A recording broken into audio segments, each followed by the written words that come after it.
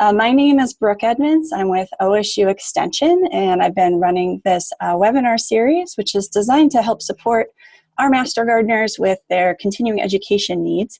And then we open it up to everyone because the topics are fun and we love to share our knowledge here in Extension. And I just want to give a little thank you to everyone that's been supporting the webinar series with donations. You all are amazing, and I really appreciate that. Right, so let me do a little bio here, and then we'll let Amy Jo take it away for us. So I pulled this bio offline, so we'll see if it's still accurate, Amy Jo. So Amy Jo Detweiler has been a member of the OSU Extension Service in the horticulture faculty in Central Oregon since 1999. She has a 3-county appointment serving Crook, Deschutes, and Jefferson counties. She provides education in home horticulture, commercial horticulture, and provides annual training and supervision for her local Master Gardener program. Her primary focus has been water-wise gardening and fire-resistant plants for home landscapes. Makes sense given where she lives. And she has a master's degree in landscape horticulture from Colorado State University. So at that, I'm going to let Amy Jo unmute her mic, and I will mute mine, and then she will take it away. Hi, welcome everyone. Glad that you could join me today. I'm going to talk a little bit about a project we started here in Central Oregon about 4 years ago. This is our 4th season, called Project Happy Apples. And it's specifically a project related to managing for codling moth. Basically, wormy apples is what we get asked about a lot.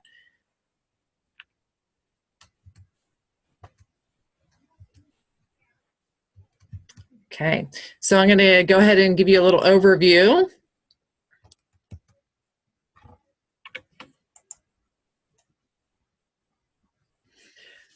First, I'm going to talk about the pests a little more specifically, the need for this project, and how it emerged, and then we'll cover some of the damage you see with codling moth.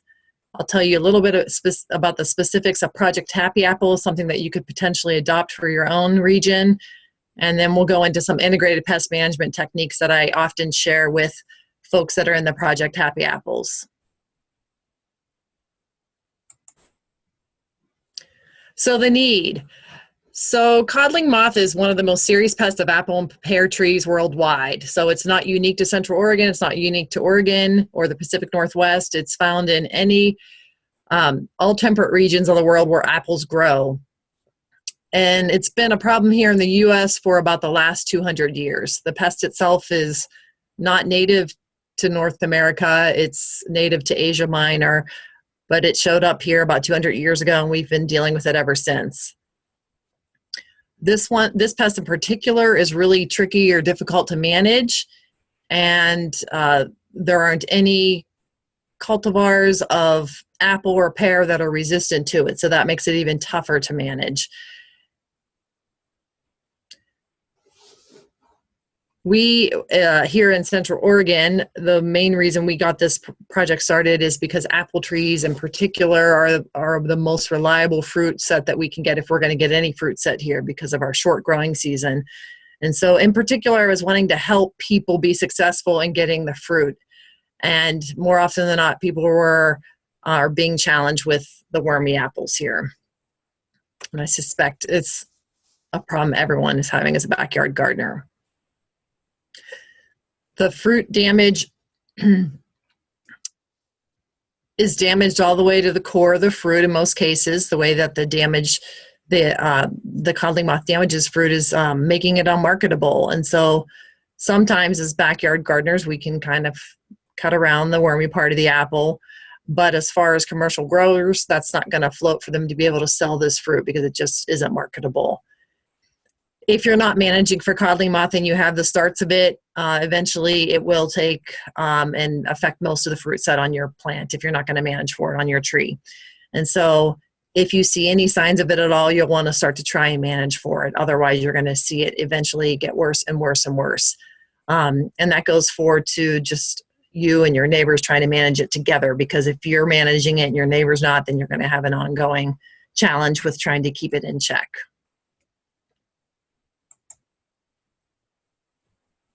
Host plants for the codling moth pest are apple trees, and pears are the primary hosts, and it's both European type pears and Asian pears.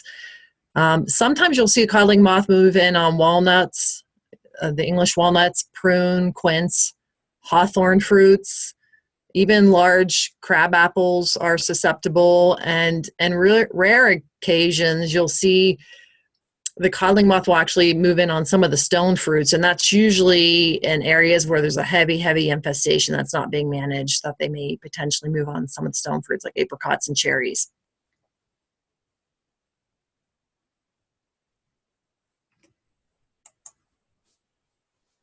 So let's take a look at what this insect looks like. And this is what it starts out looking like. That's the egg of the codling moth. It's just a translucent, clear, kind of flat egg.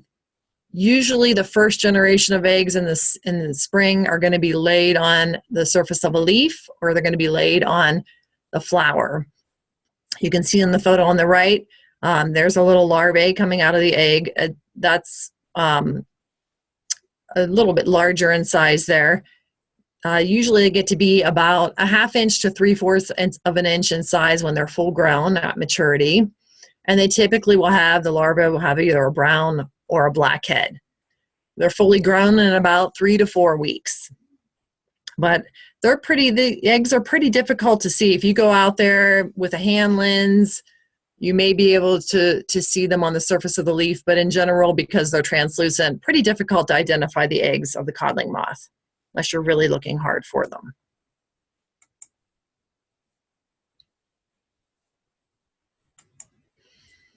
There's another close-up on the left of what the larvae look like. Here's one with a brown head, and you can see the damage that it's done to the interior of the fruit and how that would be unmarketable or inedible to some.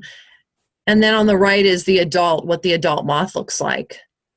The adult moths usually end up being about a 1/2 inch long. They're somewhat nondescript. When you look at them, they can look like a variety of other moths, but they have alternating gray and white lines on their upper body, and then they have a bronze patch right over the tip of the tail on the backside. And so a bit nondescript, but about a 1/2 inch in size.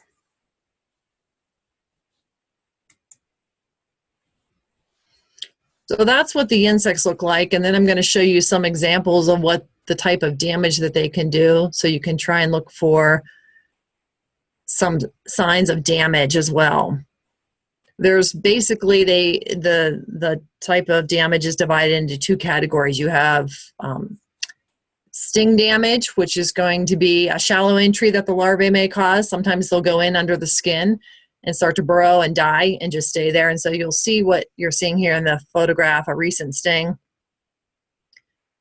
It's usually a more mature fruit. You might see a red ring around it, and usually you're going to see some frass or excrement. That's the excrement as they're burrowing in. Their frass is coming back out the backside and getting pushed out of the fruit. And so that's a real good sign that you have the starts of codling moth. Sometimes the recent sting just kind of stops where it's at and the larvae die in place and don't continue through. I also wanted to show you the calyx end of the fruit. Oftentimes the larvae will go in through that flower end of the fruit on both apples and pears. It's more common for them to do that on pears.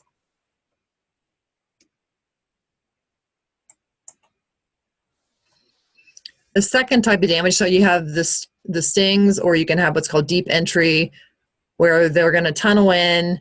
Usually with codling moth, they're going to tunnel in all the way to the seeds, and they're going to feed on the seeds, but they're going to cause damage along the way. You can see this sometimes on that calyx end. You'll see some of the frass coming out, and you'll see more and more frass coming out as they burrow in.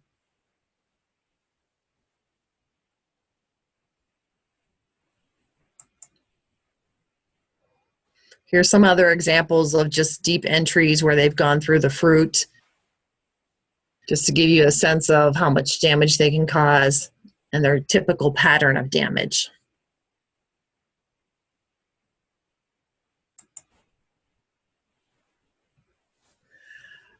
One of the issues with the deep entries is problematic for stored fruit in particular, because as they feed, their excrement sits there, and they may be in the fruit for a long period of time. You'll be surprised at how large they can get compared to when they start if they're in the fruit for a long period of time. So with stored fruit, you can have fungi and bacteria start to develop from the entry point and enhance fruit rot. So that again is problematic for making the fruit marketable in the commercial realm, but also just edible in the home backyard garden setting. And so here I show, this is a hardy Asian pear that we had some damage to. You could see the rot setting in, and you can actually see some of the fungal growth happening there.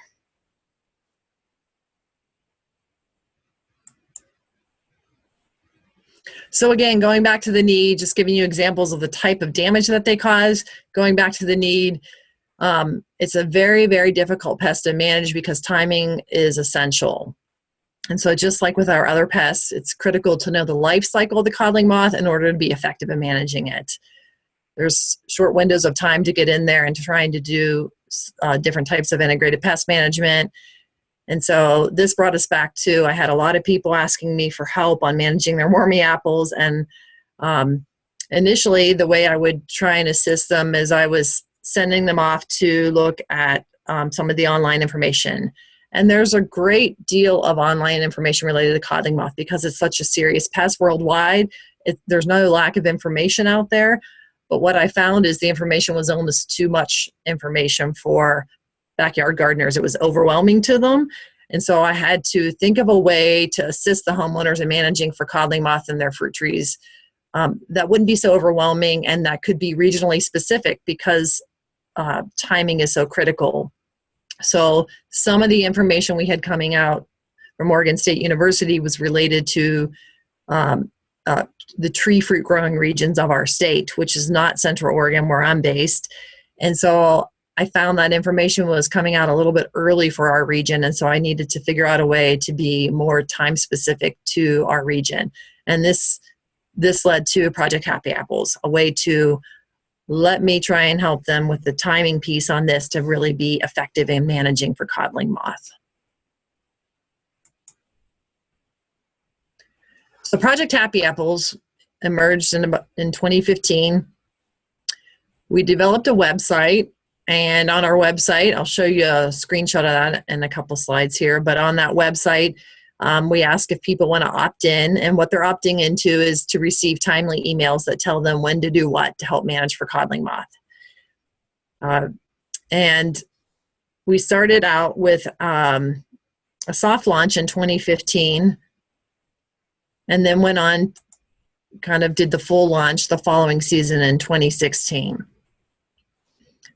What we're using for Project Happy Apples is we're using a combination of techniques to help people. We're using online phenology and degree day models, and I'll show you some of that. We're using pedal drop monitoring devices, and we're consulting with an OSU entomologist that's helping us make sure that we're correct on our timing and when to tell people when to do what.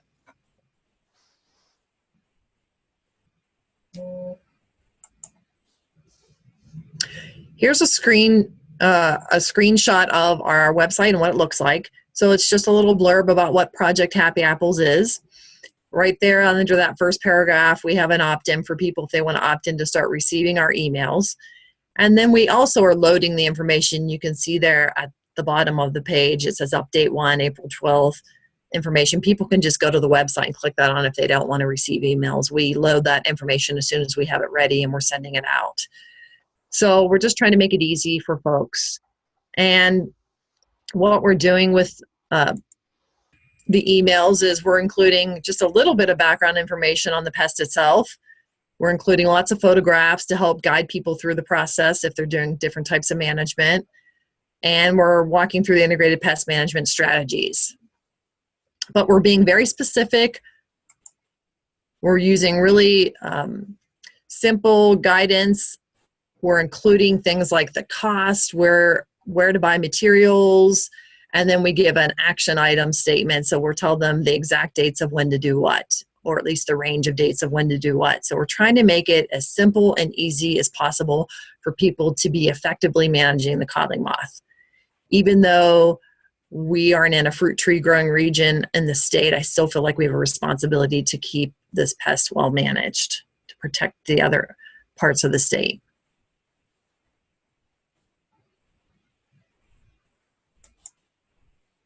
So here's what I'm sending out. When I'm sending out an update, it looks like this. And usually what I'm including is a moth status update. So we ourselves here in our demonstration garden in Redmond, we set up a monitoring device so that we're monitoring the flight of the moth. And we have a pheromone trap there, and I'll talk more about that in a little bit. But we start monitoring ourselves for the Redmond area, and we use that as our guide. And then we're also getting online and looking at the degree day models, and we're doing all that legwork for the homeowners. And then other things that we're including in the update is a list of, if you want to do this type of management, here's the products you're going to need. Here's the local stores that sell them that we know of. Here's the general cost. Here are the websites you can go to order. So we're trying to give them all the information so they have it right in front of them and they can make informed decisions about how to manage for codling moth in their own backyard. You can see there's a moth status update. So we'll let them know we're starting to see moth catches. We're starting to see them repeatedly. Here are the dates of when the biofix date is predicted to occur. We're going to start to share that information for them.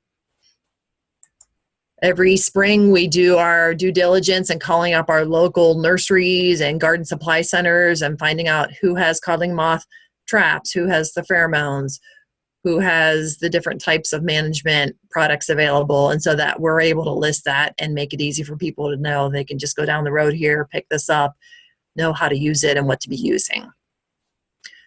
We are really careful to be including all the different options. I want to make sure people have, again, can make an informed decision about how they want to manage for the pest. And so we're including all the different types of options for people. You can see here we have action items at the end of the update. And that's when we'll actually give some dates. And we'll change this. Codling moth is completely dependent. The flight of the moth and the life cycle is completely dependent on temperature. And so those dates adjust. Sometimes we'll have to adjust them within a week's time. For example, this year we were trending warm. We were having a lot of nice days, kind of prematurely for our region. And we had a biofix date that we sent out, and now it's kind of changed a little bit because we had a cold snap come back in. And so it slows things down again. So we are constantly updating these dates so that people can be right in line with that 1 to 2 week window of being able to manage effectively. You can see here we have, for example, set out monitoring traps, biofix date, apply, when to apply horticultural oils, that type of thing. So timing is key. That's the critical part of being effective at codling moth management. You'll hear me say that a lot during this because it truly is what makes the difference in whether or not you get effective management. I did want to show you, this is a Utah State University Cooperative Extension. I like this. I put the website here at the bottom for you. It's not so much the critical temperature information on here as it is the photos of what the blossom looks like. Sometimes when you're looking up information on when to be using sprays effectively for pest management, it will talk about the phase or the phenology of the plant. And so you'll see where it says, for example, with apple, what's the silver tip, green tip, tight cluster, first pink, first bloom, which includes the king bloom and the full bloom. I just like the visual. So this is a really nice chart. They have it for all fruits. I just showed the front page of it, but this is a nice chart for you. Just wanted to throw that out there, that I found this really useful, and understanding when there's recommendations being made of when to spray during full pink, what that means or what that looks like on the tree.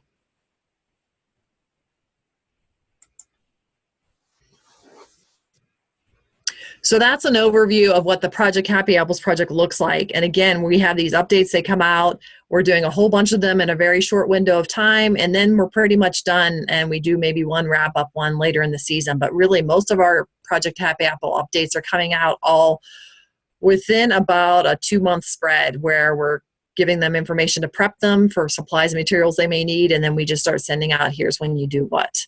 And we'll just send simple reminders on what they should be doing at that time. So, and now I'm going to segue into some actual integrated pest management strategies that we recommend to homeowners, where I synthesized it down from all the good information that's available from other universities and Oregon State University. So we've got lots of good information at OSU and other places. It's just a matter of being able to make it easy for the homeowner to understand and apply in their own backyard. So the one thing I can say is it's best if you're able to reduce the first generation numbers, because it's usually the second generation of codling moth that is doing most of the damage to your fruit. So if you can cut out the first generation, then you will have a lot less damage later in the season.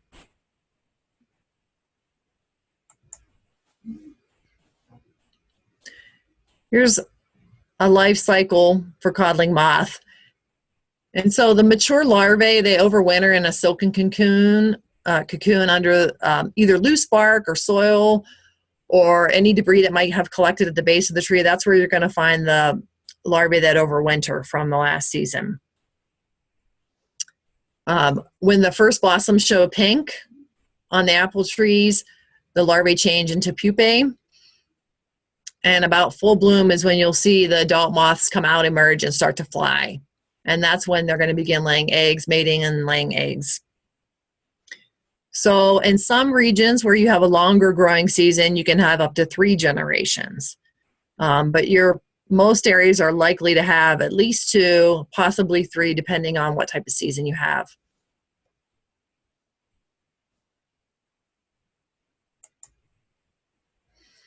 So monitoring is going to be important.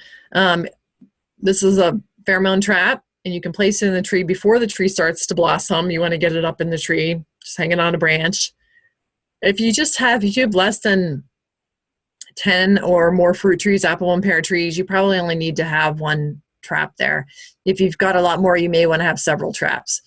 But for us, this is in our demonstration garden. We only have a couple of trees, so we just have 1 trap there hanging, and we make sure we get that up before the blossoms start to open. This is what it looks like on the inside of the trap. On the left there, you see the lure itself, which has pheromone on it. So what that is, it's an attractant for the male moth. It doesn't affect the females. The male's going to be attracted to that and move in on the smell. And you can see on the right is some of the moths that have been captured. And you're going to get the codling moth. You may see some other insects being caught in that as well. These pheromone traps are not effective for overall management as far as trapping the insects and really reducing the numbers. It's really a monitoring device, so you know about the frequency of the moths being in flight. And so what you're looking for is consistency. And once you start to see that consistency, then you know that there's actively mating and eggs are going to be laid shortly. And so it gets you in the time frame of being able to spray. And we're directing you on when to be doing what. So we're looking for consistency. You want to be seeing at least 3 or more moths being captured in the trap consistently to know, like, now I need to be within the next week or 2 getting ready to do some other types of management. A note on this, there are a couple different products sold. There are pheromone traps that are sold, but there's also mating disruption lures. And mating disruption lures are different. That's when you have a high concentration of pheromones, so much that the male moths cannot figure out where the female moths are, so they don't mate, and therefore the female moths lay eggs that are not viable. That works really well in commercial orchards, but research has shown it's not been a good option in home gardens. And so you don't want to be using mating disruption. You may see those available for sale. Stick with just the pheromone traps, just so you're monitoring the flight of the adult moth.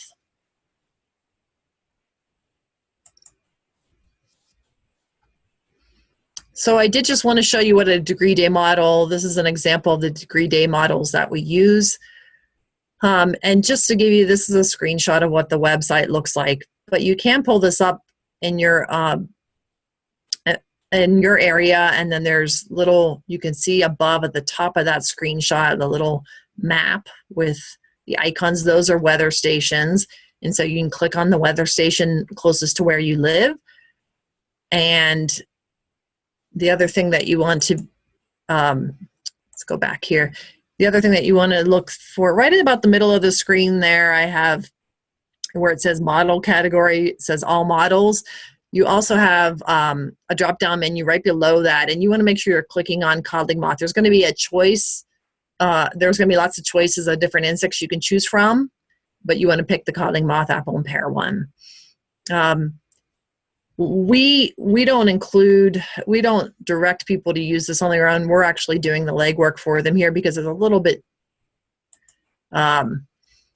challenging to kind of read through these modeling devices. And so we've kind of taken that part out for our homeowners, and we're just reading through it ourselves and getting the data information out to them. But you can see here, let's go back here. I'll show you one other thing. At the very bottom of this screenshot, it would say run the calculations, and you would click that button. And then you're going to have this report spit out, and it looks something like this. This is just one piece of it. But you can see here, off to the left where I have it circled in red, it says 5/15. That means May 15th. So that's the report for this year for our region. May 15th was considered, there's going to be about 3% egg hatch occurring, and they consider the first generation of the biofix date. So we would have said the biofix date is May 15th. And from there, you can count out to know when to effectively use some integrated pest management techniques in spraying. You can also see on here a little bit lower, it says this year is about 3 days behind 2018 or 9 days ahead of 2017. So you can see, or 14 days ahead of the normal. That's also interesting information, because you can see if you just were to rely on putting on your calendar every year, every year just May 15th or May 30th, I'm going to spray for codling moth. You can see that if you have a variable year, that you may be a few weeks off, and you're really going to miss the mark on effectively spraying that horticultural oil to smother eggs. Or if you're going to be using an organic pesticide, you may be off the mark if you are not paying attention to that biofix date. So this is where we go in, we find the dates, we let people know here are the dates. We also give them this website in case they want to look at some of this information themselves. But I found that most homeowners are not that interested in looking at the degree day models. They just want to know when to do what. So other things that we talk about is the cultural control. And here are some examples of the cultural control that we're showing or encouraging people or advising them to use. I mentioned this a little bit earlier, but it's critical to remember there's no types of apple or pear varieties that are resistant to codling moth. So that's not an option for us as far as the type of cultural control. They're all somewhat vulnerable. Ones that have a little bit thicker skin might see a little less damage because it's harder for the larvae to bore into that skin. And pears are a little bit tougher skin than apples, but in general, they're all vulnerable or susceptible to codling moth.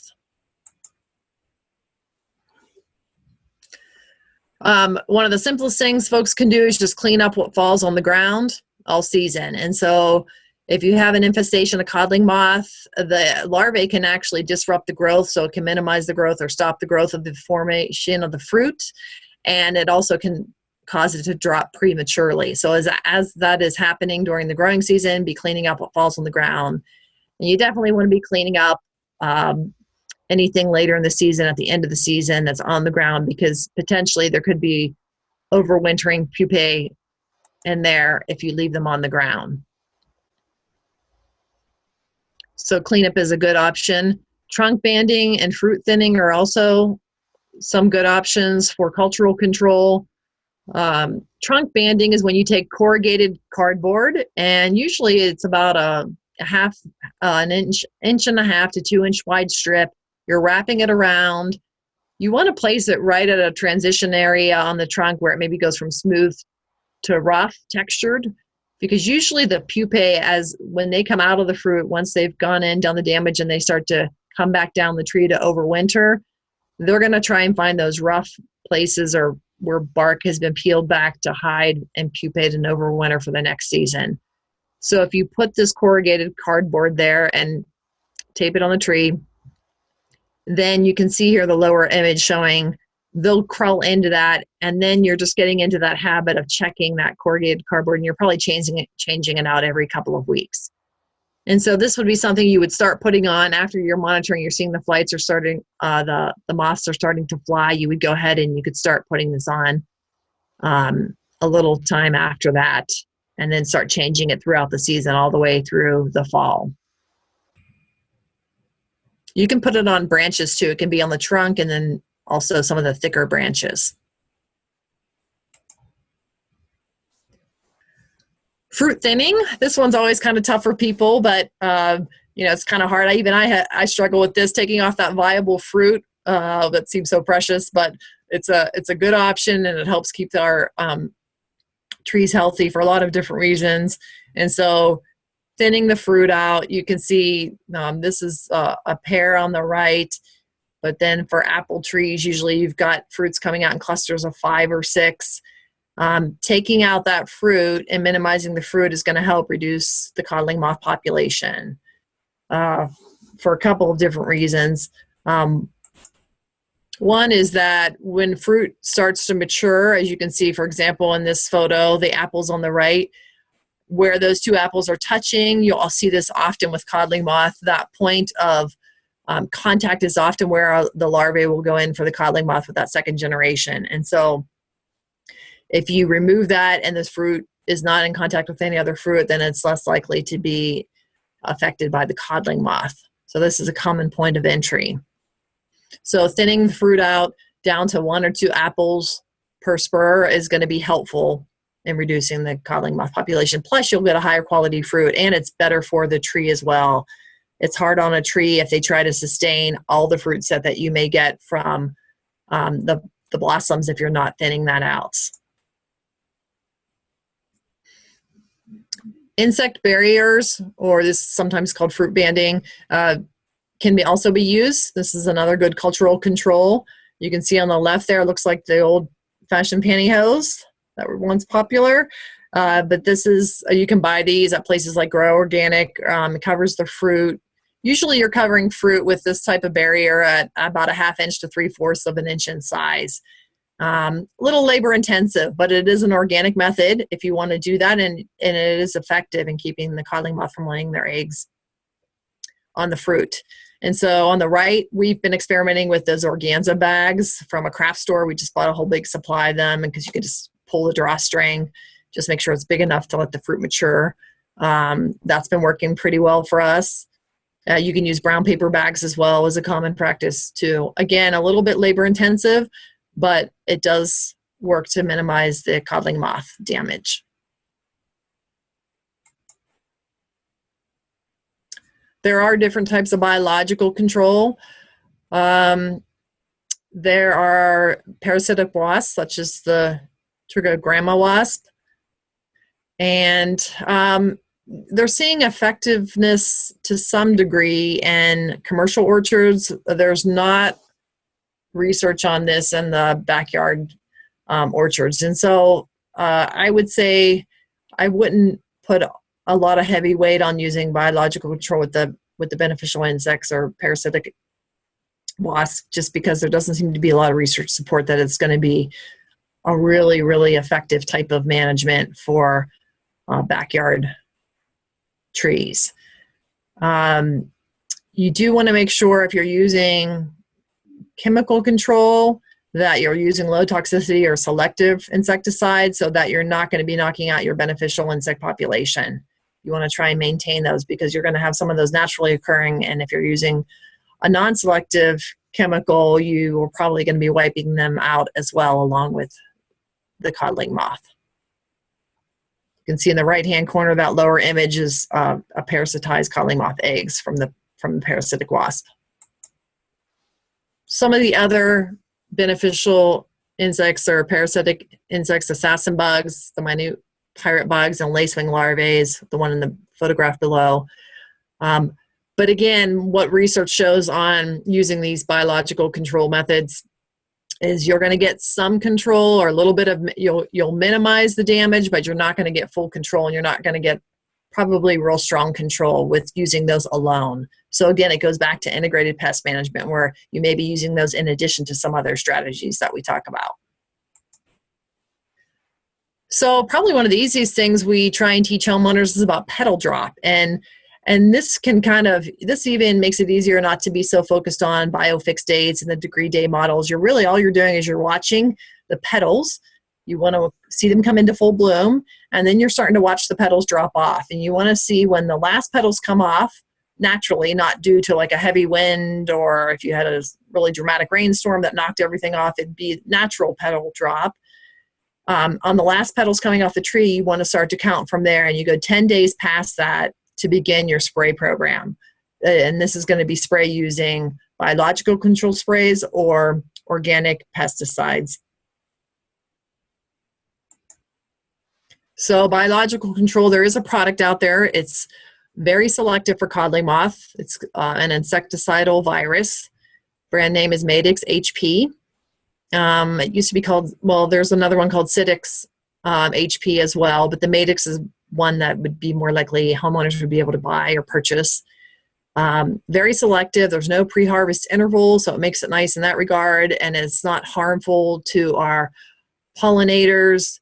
It's very selective for codling moth, and so it's a nice choice. The downside to the Madix or the biological control, it works well, is the cost. They used to sell a 1.5 ounce container that would be perfect for backyard growing at about $60, but I haven't been able to find that. They're not manufacturing it that small anymore. So what we see now is I think you can get a 6 ounce container of the Madix HP, but it's about $150, and it's highly, highly concentrated. And so it's way more than the average homeowner needs. You'd almost want to get in and do it as a group and share it, because it's live too. So then you can try and keep it through the next season. You can put it in the freezer actually and try and freeze it, but it's a little bit hard to get the right amount for what most homeowners need. And so that's the only downside to this product, is the cost and the volume.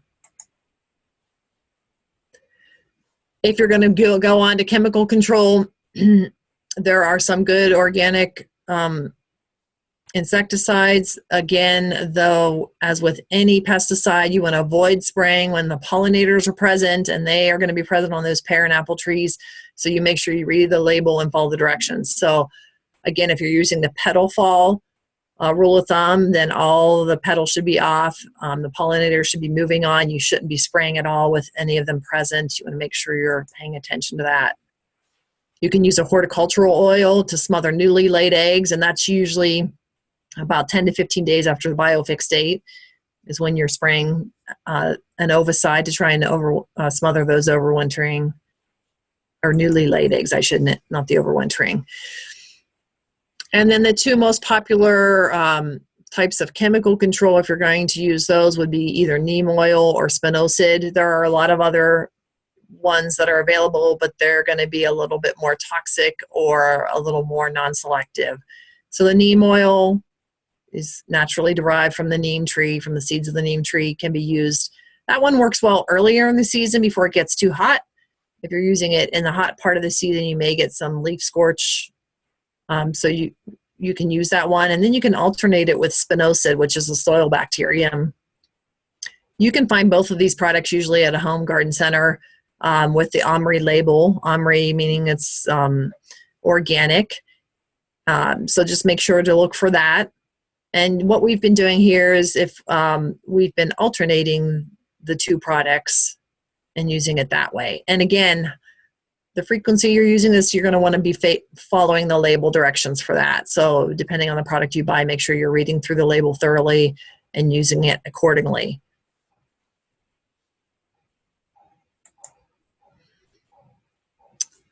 So at this time, I was going to go ahead and take questions. I think I'll just wrap up by saying I did go ahead and I'll show you just a couple more slides here, and then we'll go to questions. I wanted to make sure I didn't run out of time. But I did do a survey of the Project Happy Apples, just bringing it back around to Project Happy Apples. And we did an 11-question survey back in November 2016 to see how this was working for people that were participating.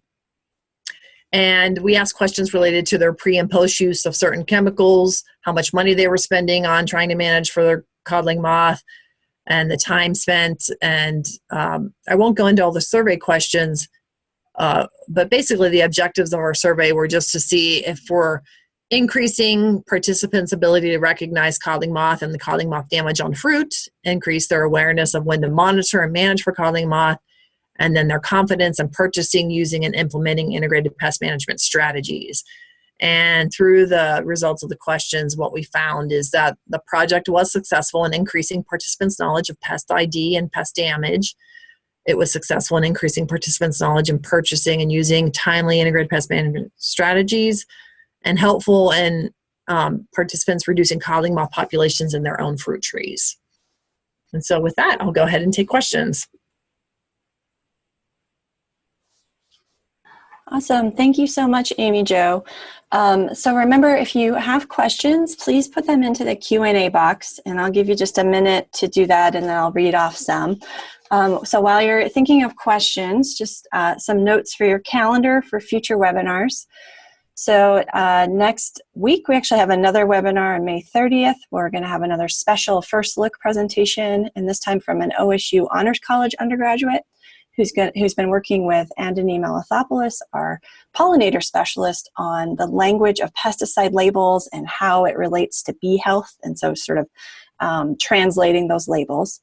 And then on June 28th, we had newly booked Joshua Vlach with the Oregon Department of Agriculture is going to be joining us to talk about invasive invertebrates and what we need to know about that. So you'll be getting, all the participants on this webinar will be getting a link to the recording when this is available, and then all the details on those upcoming webinars. So let's take a look and see what we have in the Q&A. And so Ellen wants to know about your project, just to clarify that the status updates only apply to your region, correct?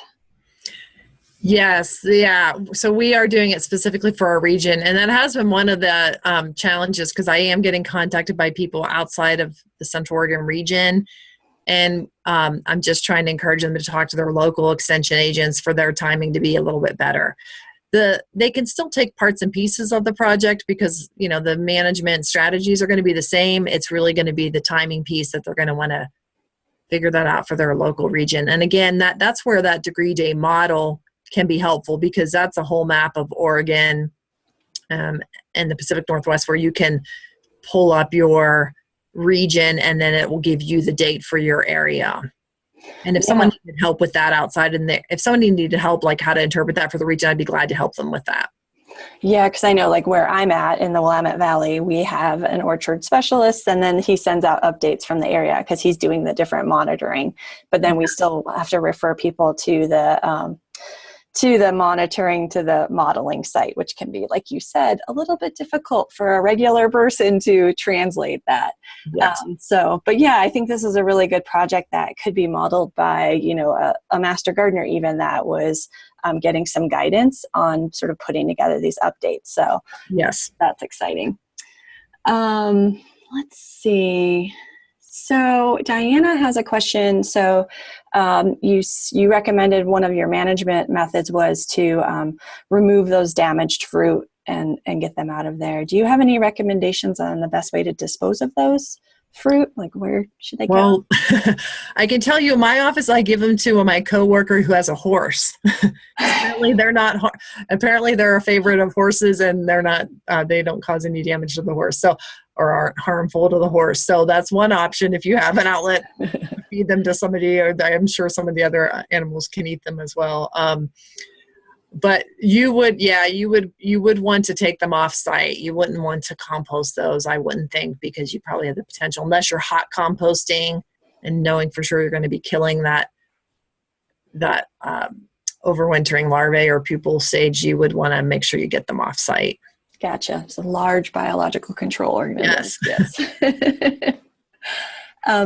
So Lindsay has a question about, and somebody else had a question, I'm sorry, I can't remember your name, about they had sort of inherited an older orchard that has codling moth. And Lindsay wants to know if you're sort of reducing populations this year, will that affect future years' populations? Yes, definitely. Yeah, because of that overwintering stage. And so if you're starting to knock down the population this year, you should start to see the number of affected fruit go down for you over time. Right. Let's see. So a couple of questions about the bagging process. So Deborah wants to know, so let me back up a little bit. There's a lot of different types of bagging products that you'll see, like you mentioned, the paper and the stocking type. Mm-hmm. So how tight do those need to be around there? Like, how do you secure them? Do you have any ideas from what you've done? Yeah, so like with the ones that look like pantyhose, they're called maggot barriers.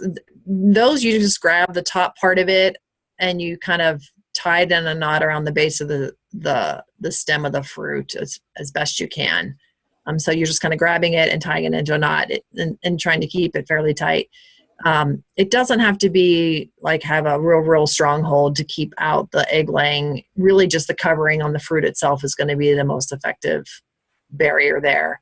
And so don't worry about it being extremely tight. With the organza bags, that's why I wanted to experiment with those, because I just thought you pull the drawstring. We've had good success with those, and we're just pulling the drawstring as tight as it goes against the stem. And again, we're not tying that or anything. We're just pulling it till it makes contact. And that's been working for us.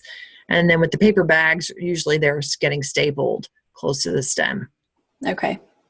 Yeah, I know for us it might be, we get one of those like later rains and then all our paper bags are wet. So it'd be nice to have an option that doesn't melt.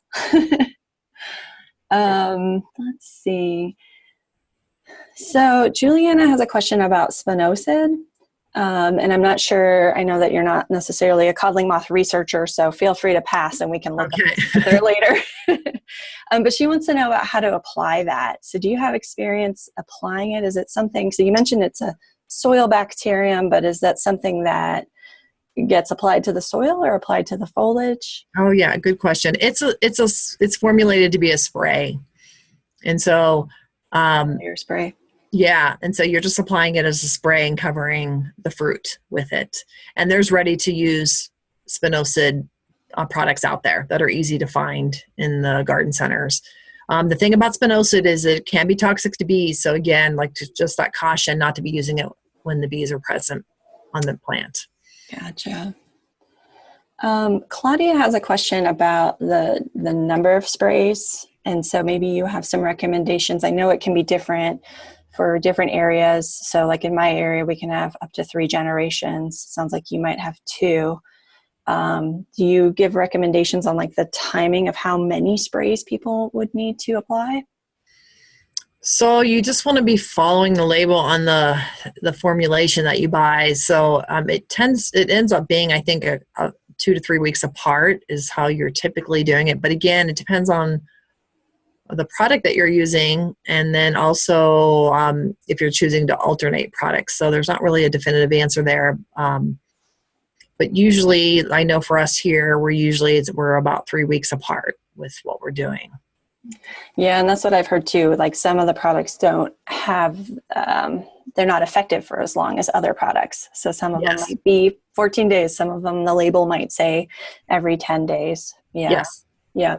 So that's, I mean, I think something that depending on where, Claudia is located, she would need to know sort of how many generations are common in her area. Yes.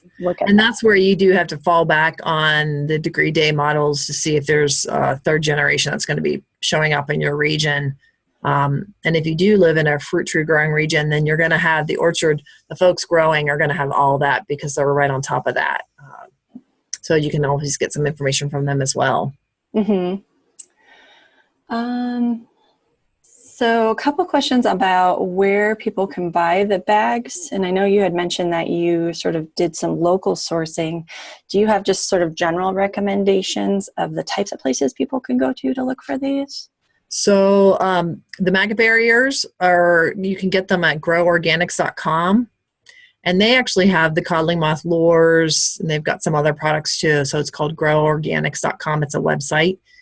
And I think those bags you get like 140 or 50 of them, and they're about $13 or $14 for that package of that many. Right. Let's see. I'm sorting through questions here. Yeah, so a lot of people just want to know if there's such a website for them. They love your project. Want to know if there's I'll have to convince the other convince us. others to. I like the idea of having a Master Gardener volunteer just pick it up, because it's really just about staying on top of the dates, and then it's a short window of time, like I said, where you're. So yeah, it's just about finding someone to be able to do it for your region.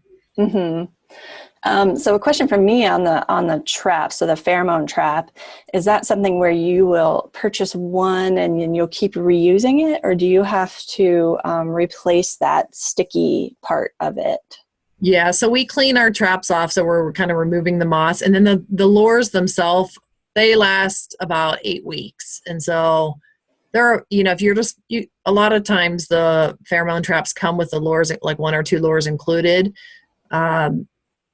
Or you can buy them separately, and they're like $2.50 a piece. They're not very expensive, but I think they're usually life on those is about 8 weeks. So you're probably having to buy at least 2 or 3 lures for the season, depending on where you live.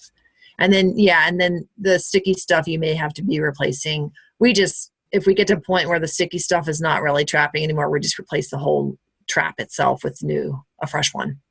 Gotcha. And you're able to purchase those somewhere locally, or do you? Yeah, garden centers have them. They may look a little different than the one I showed you, or you can order them again online. Places like Grow Organics will have something like that available. Great. Claudia also mentions if you're in the Portland area, you can try the Home Orchard Society, which is a local fruit tree growing group too. Yeah. So if that's where you're from. Couple of questions about specific questions on sprays, like different types of chemistries. And so I might just answer those offline because they're a little bit, you'd have to do a little bit of research on those. And then Barry had a question about using Tanglefoot. And so Tanglefoot is this sticky substance. And that's something I think that you would have to know the life cycle, right? That if you're putting Tanglefoot on the trunks, it's not going to necessarily, the moths they're hatching and flying, right? So maybe you can try to catch them on the way back down. But yeah, you could use the Tanglefoot potentially. Tanglefoot, it's kind of like a petroleum jelly almost. It's just like a clear, you put it around and it just traps an insect from going up or down the trunk of a tree or branches. But you could potentially use that to catch the larvae as they drop down. Sometimes they'll crawl back down the trunk and you can catch them potentially in that. The corrugated cardboard is more effective than the Tanglefoot. But it is an option too. It's an additional option. Mm-hmm. Let's see. So, sorry, I'm just reading through questions while we're.